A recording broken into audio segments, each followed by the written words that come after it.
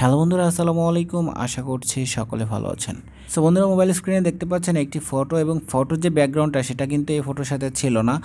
এই ফটোর যে ব্যাকগ্রাউন্ডগুলো আমি এখন সেট করতেছি, দেখতে পাচ্ছেন এগুলো মনে হচ্ছে যেন এই ফটোর সঙ্গেই ছিল।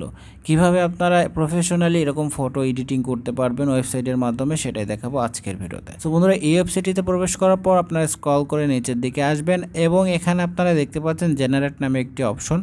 এখানে আপনারা ক্লিক করে দেবেন। এখানে ক্লিক করার পর এরকম একটি পেজ চলে আসবে আপনাদের সামনে।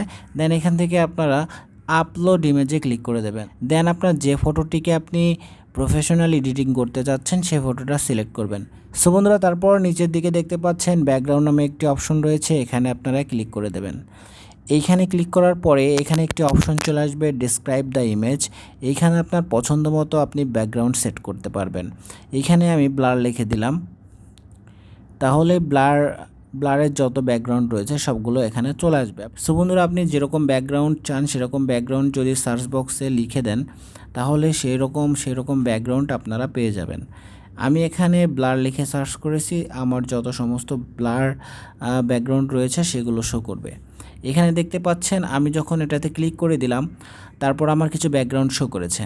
তো এখান থেকে আমি যদি এটাতে ক্লিক করি, তাহলে দেখতে পাচ্ছেন ব্যাকগ্রাউন্ড এটা চেঞ্জ হয়ে গেল। এটাতে ক্লিক করলে এটার ব্যাকগ্রাউন্ডও চেঞ্জ হয়ে গেল। আপনার পছন্দ মতো আপনি ব্যাকগ্রাউন্ডটা নিয়ে নেবেন। তারপর আপনারা কী করবেন, এখানে দেখতে পাচ্ছেন সেভ করার জন্য কর্নারের দিকে দেখতে পাচ্ছেন 3 ডট আইকন।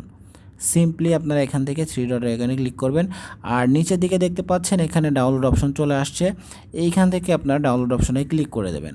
এখানে ক্লিক করার কিছু সময় পরে দেখবেন আরও একটি অপশন চলে আসবে।